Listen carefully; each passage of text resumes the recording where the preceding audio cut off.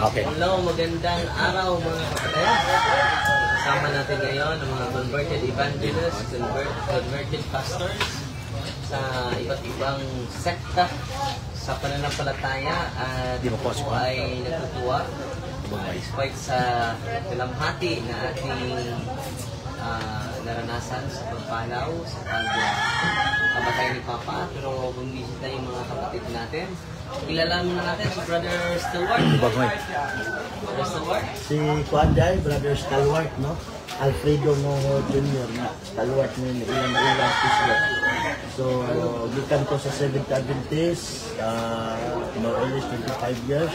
Ngayon ko na 5 years, kauban sa ko ang Papa. Karon kalungan sa grasya sa Ginoo. Ibalik ko yun po sa tinuod ni Simba na kanilang ko ang panamas-tamasan. Salamat, Brother Stalwart. Uban po nato si Brother Amik Kaginaw.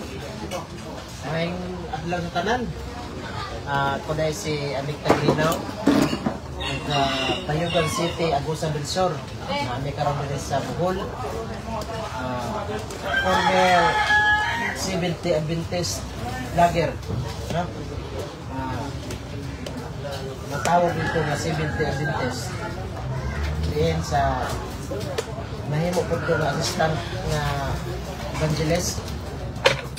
Undang lang na ako pagka-assistant evangelist. Salihan, namatay na yung evangelist na ano? Tagalog dito. Tagalog, okay para? Tagalog ba saya? Nahihirapan konti ng Tagalog. Masaya lang. So, ngayon, isa na pa akong Catholic faith defender. Sa awa at sa tulong ng Diyos. Na ang Katoliko, termina ko nga gina-atake sa una. Karon, ang i-atake na ako masimbahan, mauna ang akong gipanaligdan. Daghang salamat. Si Brad Rosby. Magandang umaga sa lahat, sa mapagpalang araw. Ito po si Mother Rose de Habo. Ang dati pong member ng Kamakop at naging pastor ng Born Again Christian. By the grace of God, noong 2014, no, na-embrace ng Catholicism at naging Katoliko ako dahil sa tunay at turo ng simbahang Katoliko na aking unawaan na ang simbahang Katoliko lang yung tunay na iglesia ng itinatag ng ating Panginoon sa Kristo. Salamat po ng padadalawin ngayon dahil nakabisita po kami sa kanya. God po. Magandang Magpakilala ka ba? tanghali sa ating lahat. Ako po ay si Jason Simantos Pauntinsan. Ako po ay ka-anib ng Seventh Adventist, pero ngayon ay lubos kong tinanggap ang aral ng Simbahang Katoliko. Marami pong patutuo or patunay tungkol sa doktrina or evidence na hinahawakan ng Roman Catholic Church. Doon ako na convince noong debate nila Father Darwin at saka Parba ng Iglesia ni Cristo. Kung makikita ninyo ang kanyang patunay, maraming patunay. So nasa atin na lang yan kung tayo ay tatanggap, kung labang sa ating kalooban, huwag na lang tanggapin. So sa akin, lubos kong tinanggap at ako ay natutuwa dahil ito ay tunay at strong proof sa pananampalataya. Hindi lang Biblia ang basihan ng katotohanan, kasali na yun yung mga evidences na tinatawag na standard references. Kasi ang Biblia kasi may mga bagay na hindi siya naisulat, doon natin hanapin sa history. So, yun lang. Magandang umaga. Salamat. Balik na. Magandang umaga. Ako po ay isang former Baptist pastor for 9 years. Ako po ay nagkakaroon sa Pilipinas. Mga kapatid, ako po ay lubos ko kung sino sa Katoliko pagkat unawaan ko po yung mga aral. Hindi po sa binayaran ako, kundi po ako po ay heartily po yung tanggap ko po sa aral. Sapagkat totoo naman po na biblical at wala hindi ko gawa ng tao. Kaya nagpapasalamat po ako, Father Darwin, salamat po at salamat sa mga kapatid natin ng CFB. Kaya isa po sila ang nagbigay ng paliwanagan tungkol sa araw ng Katulikan. Ngayon po, naging CFB na po ako at isa na po defensor na sa Katulikan. Ano po? So, unahin natin si Brother Stalwart. Brother Stalwart, kailan ka na balik sa lumipat sa simbahan, Brother Stalwart? Actually, ako po ay isang bininyagang Katoliko. 1990s po ako pinanganak, tapos 1992 nabinyagan ako ng simbahan sa Trinito Agusan del Sur kasama yung mga kapatid ko. Tapos muntik pang hindi ako mabinyagan kasi yung mga magulang ko ay hindi laging sumisimba, no? Hindi nagsisimba kada linggo. So malaki yung penalty niya doon sa kapilya. So, may ano man doon tawag na pader. Yan, 1.5 tapos sabi niya malaki pala. Kaya binayaran nila, nabinyagan kami ng mga kapatid ko. Ngayon, ang papa ko po ay si Alfredo Ngo Sr. Isang masabi kong mabait na ama at tawag nito maalaga sa pamilya niya. Nung araw kasi yung papa ko ay laging nagsasabong kada linggo. May time yun na may tatlong 70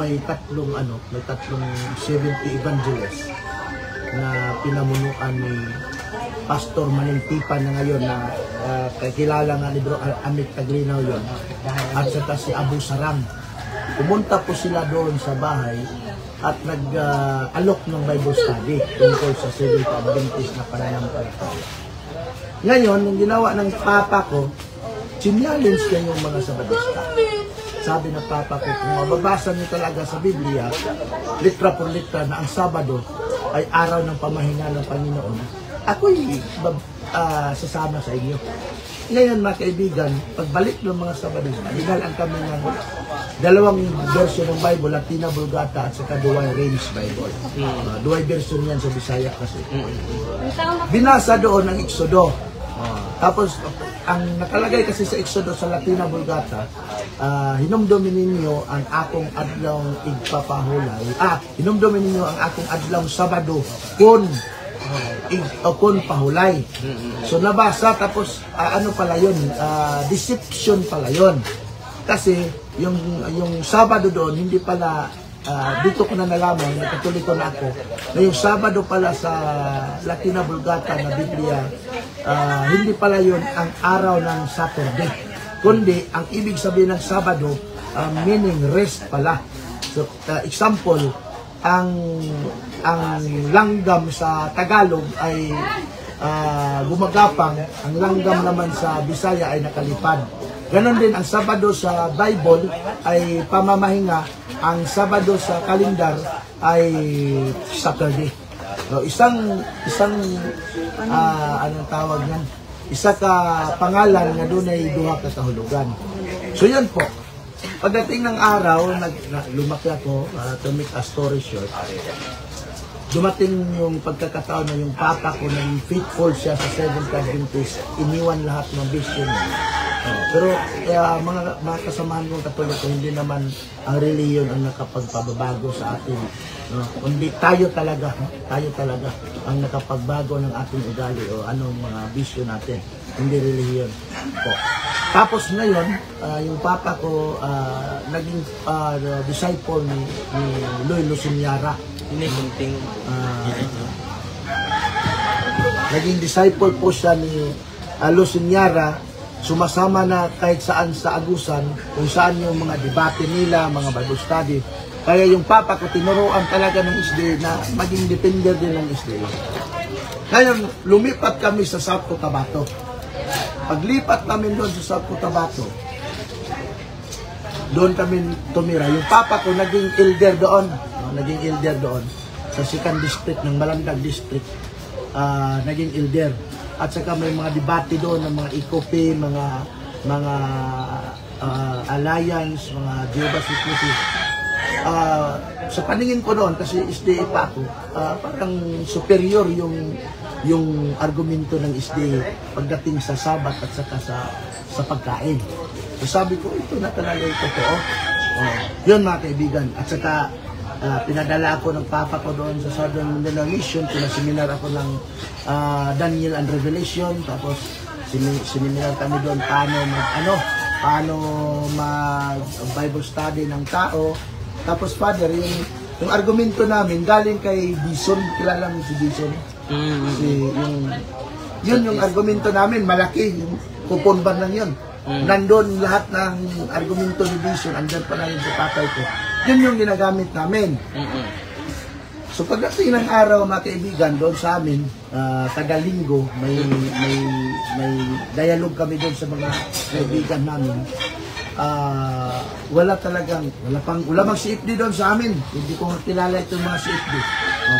Walang CFD doon sa amin. Kaya maghahari talaga yung argumento ng Stephen pagdating sa Sabat at saka sa pagkain. Dumating ang araw, naging Adventist youth leader ako. Yung Adventist youth leader, Father, yung leader ng mga anong tawag ng mga batanon? Mga youth sa Seventh Adventist. Ang aming gawain, Father, may tinatawag kaming fellowship. Fellowship. Yung fellowship, pagsambayan ng Sabado, na lahat ng mga church sa Seventh Adventist magtapok-tapok doon sa church namin. Magtapok-tapok doon sa church namin. Tapos, Father, nung araw ng ako po ay member ng SDA, yung mga kasamahan ko po, Father, nagaluto doon sa sa tabing simbahan. Nagaluto, naghahakot ng tubig. Sabi ko, ano ba ito? Sabat, bakit maraming nagluluto sa gilid ng simbahan? Saturday yun, kasi papakain sa mga tao na nagsisimba. Ay, kusog nga tubang. Okay, doon Sige, mo talaga. yung kuwan. Sige. Okay na. Okay. Kita po siya sa inaw. Magkatawa ko sa kunahong. So, yan yung nangyari. Tapos, pagkagabi noon, Father, may programa kami na nakalimutan ko yung programa sa pagkatapos ng fellowship. Ano yung social night? Yon. Yung social night na yan, mag-imbita kami, Father, ng mga hindi Sabadista, hindi membro ng Seventh Adventist, na mga youth. Mag-imbita kami yan, imbita. Hanggang yung mga babae namin, na mga magagandang babae namin, doon yun ipaano namin sa mga lalaki na mga youth. Hanggang entertain sila yung mag-i-entertain. Pagkatapos ng Father, may na kami, tinatawag na kami na Bible study muna before yung kasayahan doon. Tapos yun na. Pagkatapos kong maging Adventist youth, pinadala na naman ako sa Southern Mindanao Mission. Dalawa kami ng papa ko kasi pasiminarin kami ng layman. Tapos ako nakapasok na din ng layman. Ano sa Liman at sa Evangelist? Pareho lang. May may LA yung literature evangelist, yung tagabinta ng libro. Literature evangelist, LA yun. Evangelist din yun. Evangelist din yun, pero ang ginagawa nila, bibinta-binta lang ng libro yon. Tapos, yung may GO. yun. Spill out. Outreach, yun yung ginagawa nila. Tapos yun, pagdating ng araw, na-assign ako doon sa amin sa may Malandag, yung namin si Pastor Baybay, patay na yun. Sabi niya, Brother Ngoho, dalawa kayo ng anak mo, kailangan na sa 3 buwan makakuha tayo ng kalag, kasi yung sa kanila yung kalag kasi ng SDA, tayo, tao, physical. Physical. Tayo yung kaluluwa, physical. Hindi pareha sa Catholic na pag mamatay tayo, yung kaluluwa natin babalik sa Panginoon. Ikaw kalag ngayon. Kalag ako ngayon para sa kanila. Hasta ka, kalag ka. Yun yung nangyari. Nag-Bible study kami. Tapos sabi ni Pastor Baybay, kailangan makakuha kayo sa 3 buwan. Kung pwede, 100 katao. Yung kalag. Yung maakit namin. Yung nakalag. 100 nakalag. Oh, yung ginawa namin, yung tinatawag na tulda. Tulda, kapal. Hindi, yung ano yan, parang rally yan. Doon, Bible Crusade, doon kami sa gym. Kaya nga may mga kuhan pa, sakto. Sa gym kami. Kuha kami ng permit, assistant sa barangay Tanod. Tapos doon kami sa gym, 1 week yan. Tapos pagdating ng topic namin na Sabat at Baboy, yung mga lasinggirong Katoliko, dami ng mga lasinggirong Katoliko talaga. Babatuhin kami doon. Kasi binibira namin yung mga yung tinatawag namin na Sunday is the mark of the beast and Saturday the seal of God. Yun yung ano namin. Para sa amin talaga, yung Saturday is the seal of God talaga. Ang Sunday, yun yung mark of the beast talaga, the seal of the beast. Yun. Tapos may ano pa kami di doon, yung pictorial aid. Alam mo yung pictorial aid? Andun sa bahay, malaki masyadong libro. Tapos slideshow yan, slideshow. Yun yung aming tapos yung wala pang projector noon. Tapos ginagamit yung slideshow. Yung gano'n lang na may picture. I-explain namin yan.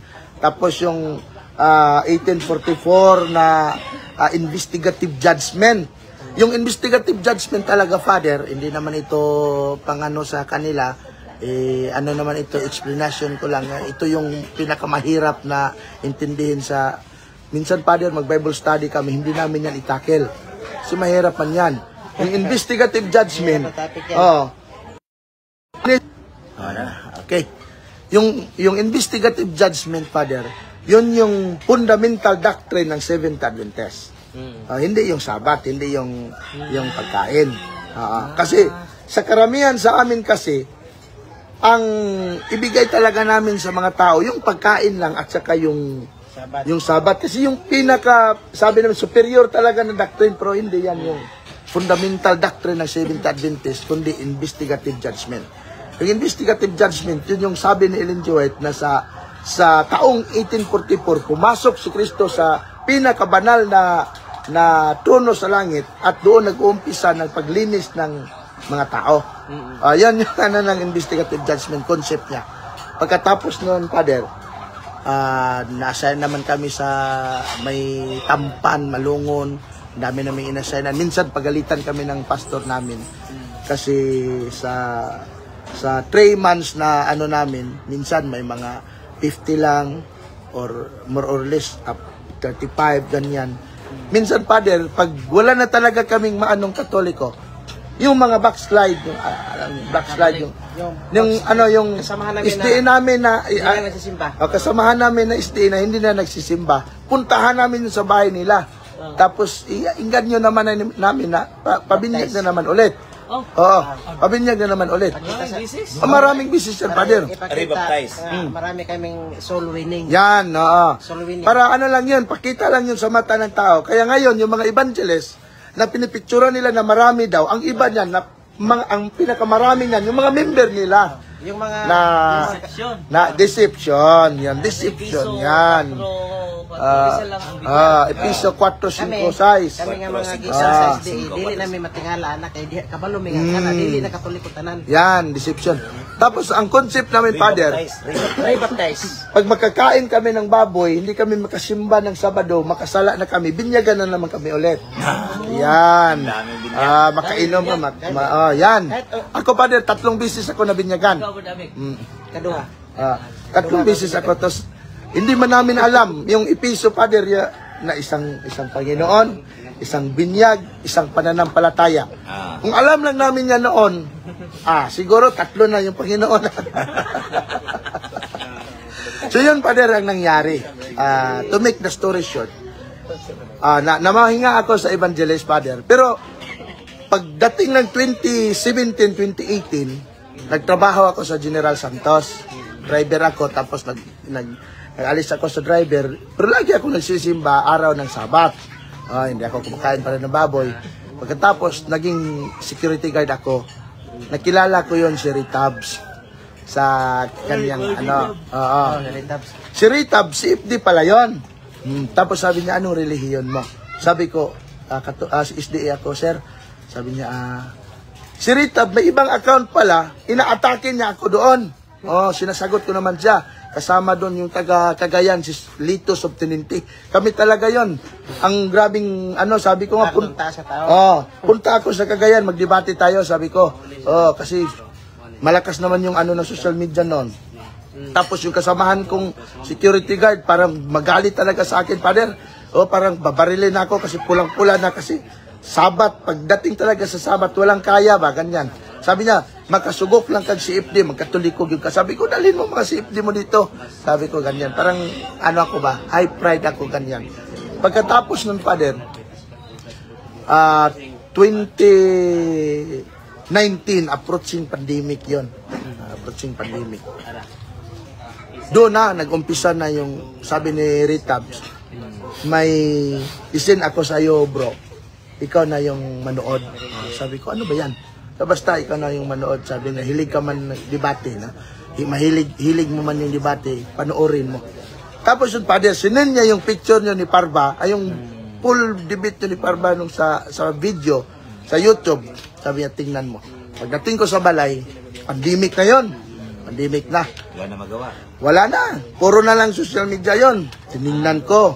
Sabi ko. Nakita. Oo. Tapos yung yung bago kami ng asawa ko noon, 2019 man kami nagsama ng asawa ko.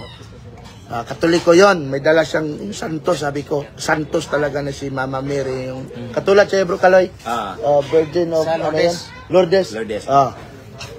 Ang ginagawa ko, magpungko ako doon sa sala-sala kong konti. Tinitingnan ko yung Santos, sabi ko, grabe naman tong ribulto sa akin talaga nakatingin kahit saan ako pasok ako sa kwarto, nakabukas yung sabi, magtingin sa akin, sabi ko, kuha ko sako. Ginanyan ko yung sakos. Parang ganito ba, tinakpan ko, pinasok ko yon. Tapos sabi na, bakit yung tinakpan, pabayaan mo yan, ribulto man yan. Diyos man yan ninyo. Sabi ko, lagi kami kaaway, mag-iyak yung asawa ko. Hanggang sa umabot na yung time na kinuha ko na yung ribulto, ipinasok ko na sa sako, tinabi ko doon sa namin. Kaya doon, nag-away talaga kami ng asawa ko. Si Mama Mary. Yun, kinuha ng asawa ko, hindi na nag-respeto sa akin. Tapos nung nakita ko na, Father, yung debate ninyo, sabi ko, nakurat ako ba? Nagulat ako ba? Bakit may pare? Bakit may pare? Na-miss ako. Sabi ko, may pare pala debatidor sa Katoliko. Sabi ko, grabe, conscious talaga ako. Ako ba? Conscious ako yung impressed ako. Sabi ko, tingnan ko daw yung argumento ng Catholic. Tapos, truth church man yung topic. Kami, Father, pag truth church, Father, doon talaga kami sa Sabat mag-connect talaga. Sabi ko, grabe naman yung ng mga libro nila. Sabi ko, Biblia lang. Kami nasanay kasi kami yung Bible lang.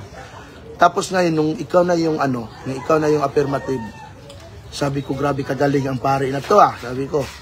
Tapos pag question ni Parva, laging supalpal. Noong panahon namin, Father, pag may iglesia doon sa amin, parang matakot kami noon sa mga iglesia. Kasi ang iglesia, Karip, kasi solid yung nila, yung condition nila sa true church, kahit Biblia lang. Ang kami kasi, Father, kung hindi mabasa sa Biblia, hindi namin yan tatanggapin Which is na, huli ko na nung na-realize ko na ang doktrina pala namin, parang nilaro-laruan kami ng mga founder namin.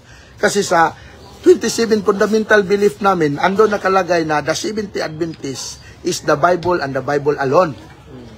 Tapos doon naman sa binasa mo na fundamental 18, yun.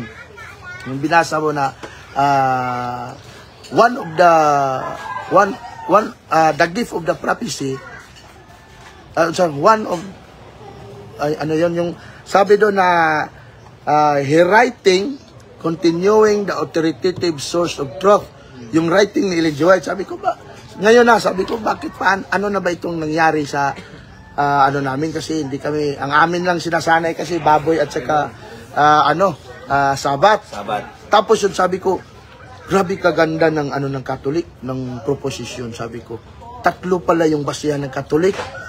Hindi ko pa alam yung yung magisterium, sabi ko. Ano yung magisterium? Hindi ko pa alam yung basta nag-ano ko ang Katoliko may magisterium, may tradisyon, tapos may Bible. Tapos sinearch ko ang tradisyon kasi para sa amin noon, ang inilagay namin sa utak namin, yung tradisyon talaga, yun yung mga adugo sa Katoliko, pag may birthday, padugo dito kasi yung tatay ko mag-birthday kami noon, padugo-dugo dito eh. Yung haligi, lagyan ng coins. Tapos yung haligi pag lagyan coins, tapos yung tatay ko magtanim ng kamuti, nakahubad. Kasi para daw yung kamuti talaga malaki. Yun yung Para malaki yung tradisyon ba? Yun yung iniisip kong tradisyon. Iba pala yung tradisyon ng simbahan, sabi ko. Ingon sandaw, bulig-bulig. Yun, mga kaibigan, mga kapatid, sabi ko, grabe kaganda nung proposisyon ng Catholic, sabi ko. May doubt na ako sa ano namin, sa faith. May doubt na ako sa faith ko. Sa SDA. Tapos sabi ko, nalilito na ako. Tapos tiningnan ko naman, pinanood ko naman ulit yung debate. Sabi ko, grabe talaga itong debate na to. Hanggang 4 na bisis ko pinapanood yun. 4 na bisis talaga. Pagkatapos noon, sabi ni Ritabs, ako, grabe, napakaganda yung yung debate. Tapos ganyan. Tapos si Ritab, sabi ni Ritab, hindi yan nag-invite sa akin na, Brad Ritabs, hi, kamusta? Tapos, hindi sabi niya, nasa sayo kung magkatolik ako, hindi. Tapos doon na, nag-doubt na ako. Tapos nung nag-declare na talaga kung magkatoliko ako, binas na talaga yung account ko sa Facebook. Hanggang sa na-hack yung account ko. Yung, Junjin yung account ko doon. Junjin, na-hack yun. Ang ginawa ko, nagawa ako ng account na fake, yung tinawag na Idoong. I-search yung Idoong. Idoong na account. Ido na siya, Ido. Ong. Yun ginamit ko hanggang yung pandemic na talaga, 2020, wala nang trabaho yon. Sabi ko, at subukan ko yung Catholic. Sabi ko, subukan ko yung proposition ng Catholic. Ang ginawa ko, Father. After mo na nanood yun? After ko nanood sa debate mo. Ang ginawa ko, Truth Church yung ko. Kahit nagkawindang-windang ako, hindi man ako sanay. Wala man akong libro, puro sa Badista yung libro ko. Pinakinggan ko yung mga YouTube na may mga debate. Tapos sinusulat ko hanggang nakita ko yung YouTube nung Sidar Media TV, yung kay Father Abby. Know the Truth. Know the Truth. Nakita ko yun si Father Abby at si Atty. Marwil Yasus. Napakaganda yung Sign of the Cross, Purgatory. Doon talaga sa Purgatory, sabi ko, na-realize ko ba, no? Sabi ng asawa ko, nangyari sa'yo, bakit ka tulala? Sabi ko, ganito pala ang Katoliko. Tapos yung asawa ko, wala man yung alam. Wala ko kabalo, ana. Tapos yun, nag-aral ako. Tapos yung mall doon, Kisisi, nagbili ako ng katikisim. Kasi may mga katikisim man yun sila, Father Abby na binigay. Doon, tinitingnan ko, andyan naman pala. Tapos ngayon, lagi grabe ng debate noon, sila Roland Pards. Hindi pa ako formal na Katoliko. Nakipagdebate na ako, sila ni Benvenido sa Sidon, sila ni mga kalaban ko noon, sila yung strongman yan, si Alado. Grabe naman bully noon, si Winnie, Gudopredo yun. Grabe yun, mamersonal yun. Si Winnie, taga Visayas yun. Abiliran. Yun, grabe. Pagkatapos nung sabi ng papa ko, kumusta? Sabi ko, magkatoliko na ko pang. So may nakaon mo. Anong nakain mo? Bakit ka magkatoliko na napakasamang na relihiyon yan? Tapos, anong ba nangyari sa'yo na hindi man kami nagkulang pagturo sa'yo? Sabi niya. Sabi ko, sige lang. Tapos noon kung magkatoliko ka. Ilang buwan yun galing sa pagpanood mo? Father, 2019, 2020, mga malapit na mag 1 year na. Malapit na mag 1 year kasi November yun ng 2019 na nanood sa mo. Malapit na mag 1 year. Sabi ng papa ko, kung ganon, magkatoliko ka, hindi tayo magsama sa langit yan. Hindi tayo magsama sa langit. Bro Kaloy, hindi daw kami magsama doon sa langit kasi maimpirno man para sa amin, Father. Maimpirno talaga yung Katoliko. Kay mga hugawan, supakiro sa ganyan. Sabi ko. Sabi ko nga, sige. tinawagan ng papa ko yung mga kasamahan ko, yung mga 5 kong kasamahan. Tinawagan ng papa ko na puntahan mo yon si Juan Junjun, junior kasi ako. Puntahan nyo si Junjun sa bahay niya. Anong nangyari sa batang yan? Parang nademonyuhan na. Pumunta doon yung kumpare ko, si Junjun Sonyo din. Yung kasama niya. 5 kami. 5 sila doon, pader. Tapos, pinunta niya. Sabi nung, debate nila ako, pader. Isang araw debate yan. Nasa ano ni Jiwan yan? Nasa YouTube ni Jiwan. Okay, sige. Malapit na mag-time out na sila. To make a story short, no? Nung 2020 talaga, kalagitnaan ng taon, may... Pandemic na. Wala na. Malapit na matapos yung pandemic. Tapos na yung pandemic yon. November na umpisa. Nag-open ng mass ang simbahan sa OLPGB, Our Lady of Peace and Good Voyage. Doon, first time ko nagsimba. Nakita mo pa. Sige. Tapos yun, pumasok ako sa simbahan. Doon ko nakita yung simbahang Katoliko. Napakasulimno talaga. Labi na yung panahon na sa Eucharist. Nakaiyak talaga ako na hindi ko nalalaman, tumulo na pala yung luha ko. Sabi ko, ito talaga yung simbahang itinatag ng ating Panginoong Jesucristo. Sabi ko, wala na akong hanapin pa. Hanggang ngayon, no? Na-training ako ng mga CFD. Yung una-una, hindi pa ako tatanggapin ng CFD kasi sabi nila, spy ako. No, hindi ako sila ni Paisones, hindi ako tinatanggap. Sabi nila spy ako, no? Yan, mga kaibigan. Pagkatapos nun mga kaibigan, si Jiwan Paisones, sila talaga yung pader, may buntag pader. Very good. Pagkatapos nun, tinuruan ako nila. Pumunta man si Bro Janjuna doon sa bahay. Nagkilalahay kami ni Bro Janjuna.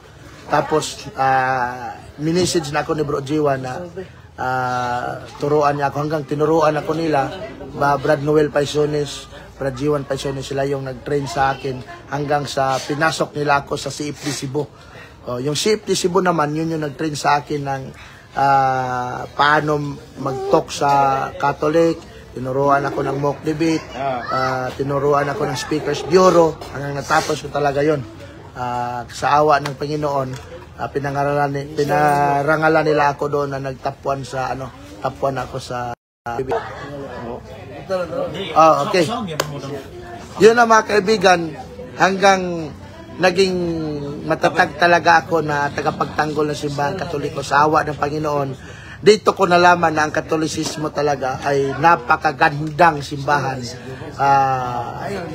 Kahit saan mo talaga matawag nating dadalhin, laging mapapatunayan na itong simbahang Katoliko ay tatag ni Kristo.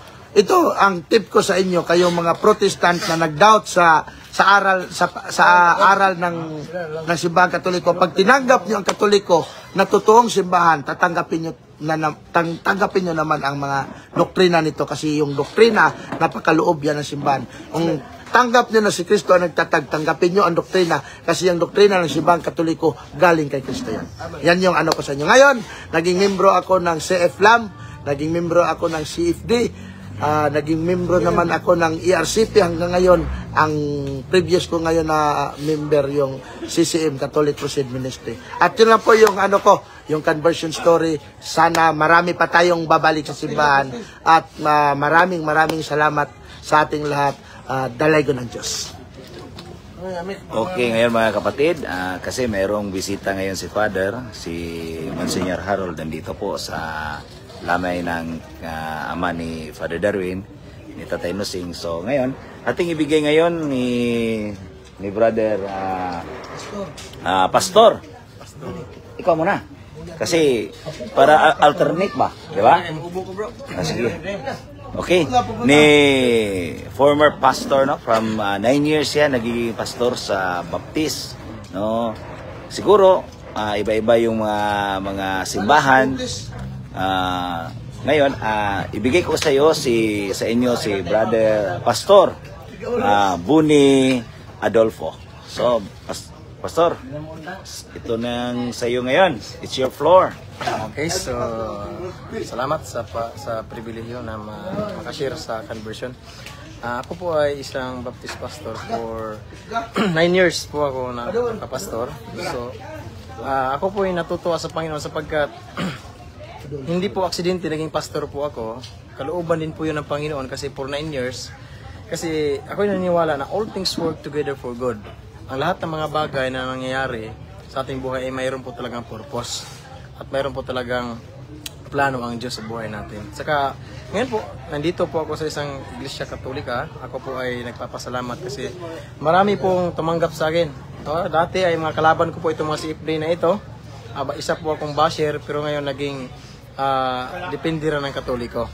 So, sa akin, maraming nagbabasa sa akin kung bakit daw ako lumipat sa isang Iglesia Katoliko or RCC o Roman Catholic Church. Ang daming bumabati ko sa akin, ako daw ay nagpastor-pastoran lang, walang alam sa Biblia. Ito ang challenge ko sa inyo mga kapatid. Ako po, magtalakayan tayo patungkol sa doktrina ng Baptist. Tanong po kayo. Magtanong po kayo at topic natin po yung usas. Nagagalit po yung ating kapatid. Isang vlogger din. Tanungin mo ako kapatid sa isang maginoong diskusyon, pwede sa personal o live debate tayo. Patungkol sa usas. Patunayan mo na yung taong nagkasala ay ligtas pa din. Yun. Nagkasala, gumawa ng kasalanan ay ligtas pa din. At patutunayan ko sa iyo, hindi yan ligtas. So paano ka ba na convert sa pagiging Katolikong ngayon, bro? Okay, so magandang tanong. Bago ako na-convert sa RCC o Roman Catholic Church, dumaan po ako sa isang madugong debate sa ating mga CFD. Totoo po yan. Ito si Brother Rosby, Brother Gapo. Dami kong hinahamon, dami kong nakaharap ng mga defender ng mga Katoliko. So, hindi po ako tumanggap doon sa aral nila kasi mali nga sila. Yun ang paniniwala ko dati. So, nung nagtalakayan kami, naka-attend ako ng seminar, doon na may open forum at libre yung tanong. Ako po, hindi po ako lumipat dito kasi may sahod. May nabasa ko yun na sinasahuran daw at binabayaran daw. Magkano daw ang bayad ko? Sa totoo lang, wala pong bayad kasi ang doktrina ng Katoliko hindi po binabayaran. Talaga tinatanggap po. So kung nasa church ka, totoong church ka, dapat tanggapin mo yung totoong doktrina. Kasi ang Iglesia Katoliko, ito lang naman yung tinatag ni Kristo maliban sa ibang mga relihiyon na hindi tatag ni Kristo. Kaya sa true church, yung sa cross, dati ayaw ko sa cross kasi hindi naman yan aral ng Biblia. Pero yung binasa ko yung talata, yung cross pala ay power of God pala unto salvation. So hindi pala sa mga tao na narjus and foolishness po yun sa kanila. Kamangmangan. So pag kamangmangan, hanggang doon lang po yung kanilang kaisipan na pag nagsasign of the cross ka, impirno ka. Yan, hamon ko sa inyo. Kayong mga basher, mga Baptist. Saan mabasa sa Biblia na yung cross ay pag nagsasign of the cross ka, impirno ka? At saan din na mababasa sa Biblia pag umanib ka sa Katoliko, impirno ka? Yun, maganda yan proposisyon na yan kung tatanggapin nyo. Kasi ang dami mga nagbabasa akin bakit ako napunta dito sa Baptist Church. Ngayon, tatanungin ako kung saan ako galing. Nag-aaral po ako ng theology for 5 years po doon po sa Batangas. So, mayroon po akong certificate, hindi po ako fake. Sinisend out po ako. Ang tanong sa akin sa ating kapatid na Puentes ay sino daw nag-send out at yung nag-send out daw ay wala daw alam. No, matagal po ako nagpapastor. 9 years lang po yung sinabi ko kasi assistant po ako dati ng pastor for 3 years. Sa Pagadian din, Bukidnon, kahit kung saan-saan na po ako napunta na mamastor. Wala pong judgment doon kasi yun nga once po Luisida pero napaka-judgmental. Pwede ka naman magtanong, wag mo akong siraan sa social media. Mga kapatid, nandito po ako hindi sa pinipilit kundi naunawaan na intindihan yung doktrina sa simbahang Katoliko. Kaya kung mayroon kayong mga problema patungkol sa doctrine, huwag niyo po akong tirahin. Tirahin niyo po yung Bible. Pagalitan yung Bible kasi nasa Bible yung tinuturo namin Ay kung itong Katoliko wala sa Biblia, hindi yung aral ay wala sa Bible, hindi ako lilipat dito. At yung walang matibay na referensya, hindi din ako lilipat dito. Sapagkat nakita ko po mga kapatid, may referensya, totoo, may history. Kami lang naman mga Baptist, gawa-gawa lang kami ng history. Hindi naman history talaga nakabase sa Biblia. History. Kaya nga, mga kapatid, mga kaibigan, kung nanonood ngayon, wala po akong bayad. Linawin ko po bago ko po ikat yung aking interview. Wala po akong bayad, ni piso, wala po akong bayad. Oo, galing pa po ako sa Surigao, Cebu. Okay, so, naputol yung live. Ay, babalik ko po yung aking conversion. Mga kapatid, huwag po kayong magalit kasi ako po ay nagsasabi lang ng totoo. Kung nandito man ako ngayon sa Roman Catholic Church, wala na po kayong pakialam doon kasi buhay ko po ito eh. Kung pakikialaman niyo po yung buhay ko, mas lalo kayong magkakasala kasi ang turo natin bilang baptist dati, no? Bilang baptist ako, bawal ka mag-judge. Ngayon, napaka-judgmental ng mga basher eh. Napaka-judgmental. Sabi na, pananalita pa daw, talagang hindi daw totoong pastor dati. Kung paano kung may mapakita ako sa iyo na pastor ako dati, tatanggapin mo. Lilipat ka dito sa Roman Catholic Church. Kaya magtanong ka muna bago ka mag-judge, kapatid. Alam ko maraming magagalit dito kasi bumalik ako sa totoong iglesia. Yung birth ko ay Katoliko. Katolik yung religion doon. Totoo yun. Yung birth certificate ko ay Roman Catholic talaga. Yung tatay ko ay dating Seventh-day Adventist. Yung nanay ko ay dating Iglesia ni Cristo. Ngayon naging Pentecostal na. 10 kami mga magkakapatid, pero iba't iba yung religion namin. Iba't iba, mayroong Pentecostal, born again. Ako lang yung Baptist. At yung kapatid ko, yung kambal ko dati ay CFD din, Katoliko. Kaya wala kaming magawa dati sa aming bahay. Debate. Kasi nga, yung pamilya namin, 5 relihiyon ang meron. Yung papa ko ay nagdidebate din. Dumidebate din. Kasi dating Sabadista. Yung nanay ko, nakikinig din pero nagtatanong pagkatapos ng diskusyon namin. Mga kapatid, nakita ko, observe lang ako, talaga ang Katoliko, matibay at totoong nagsasabi ng totoo. From Bible to reference, makikita natin tunay at totoong tatag ni Kristo. Tatanungin nila. Yun, may nagsabi sa akin, nakita ko ulit sa comment section, post natin kapatid, na bakit lumipat ka sa isang Roman Catholic Church na hindi naman nakarehistro sa SEC? O sa madaling sabi, iglesia o simbahan na kulurom daw. Paano mo nasabing kulurom? Hanapan mo ako ang talata sa Biblia na ang iglesia o church ni Kristo ay nirehistro sa SEC. Sige, pag may nahanap ka, magpapabautismo ako sa'yo. Yun. Kaya huwag tayong mag-judge. Huwag tayong sabi nga Biblia, not judge that ye be not judged. So alam natin yung talata na yan mga kapatid eh. Huwag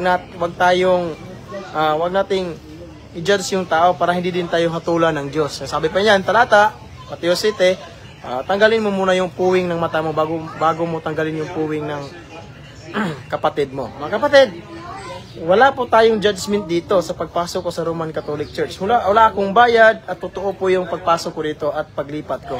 Naunawaan ko yung doktrina, naintindihan ko yung aral, kaya lumipat ako dito. Walang piso na involved dito. Walang nagpumilit sa akin, walang nag-push sa akin kung bakit ako naging Katoliko ngayon. Ayan mga kapatid, sa mga kapatid kong mga Baptist dyan, huli ko po itong masasabi. Kung meron man kayong mga concern patungkol sa aral, especially sa usas, pwede tayo mag-debate o online debate o personal. Harapin ko po kayo, patutunayan ko na yung taong nagkasala ay hindi naligtas. Yun lang mga kapatid at magandang umaga sa ating lahat. Alam mo ba na si Pastor Rian Puentes ay may skandal siya sa Wittenberg Door, Philippines na hindi siya pwedeng tawaging pastor dahil sa greedy, dahil sa pera? Marami yan sila si Andales. Marami yan sila, nakita ko yan. Okay. Isa si Puentes dyan, na hindi siya karapat-dapat tawaging pastor. Okay. Nasa history yan makikita natin, baka gusto ni Rian, patunayan ko, napasa ko sa iyo maya. Mag-PM ka sa akin. Yun lang mga kapatid. Okay, mga kapatid, so ito po yun si Pastor Bonnie, no? Ng Baptist. So ngayon, atin pong sa member of SDA, no? Si Brother Jason. So ikaw nang magpapakilala sa Jason Mantos. So pakilala ka, bro. Okay. Magandang tanghali sa ating lahat. Ako po ay si Jason Simantos. Short message lang ito. Actually, hindi natin tatalakayin ang personal issue. Ito ay pagtalakay, pag-share ko lang sa yung naunawaan ko. Kasi hindi naman ang unawa ko ang yung tatanggapin. Kundi it is my personal experience and personal discovery kung ano yung tinanggap ko. Ako ay tumanggap sa aral ng simbahang Katoliko. Hindi ito paninira sa Seventh Day Adventist. Sa ngayon, ang status ko ay sinisiraan ako ng aking mga kasamahan. Nagpo si Brother Stalwart sa aking personal dinilit na yon, pero yung mga kasamahan ko dati na Seventh Day Adventist ay pinopost pa rin nila na ako ay ganito ganyan, hindi na lang natin sila patulan. The true Christian, alam kung paano magpakumbaba. Pakumbaba lang tayo kasi yon ang ating Panginoong Hesukristo at ina-admire natin yung ganong pag-uugali, ginagawa din natin. Through my experience, na marami ako nakita evidences, yung evidences ako lang yung tumanggap, hindi kayo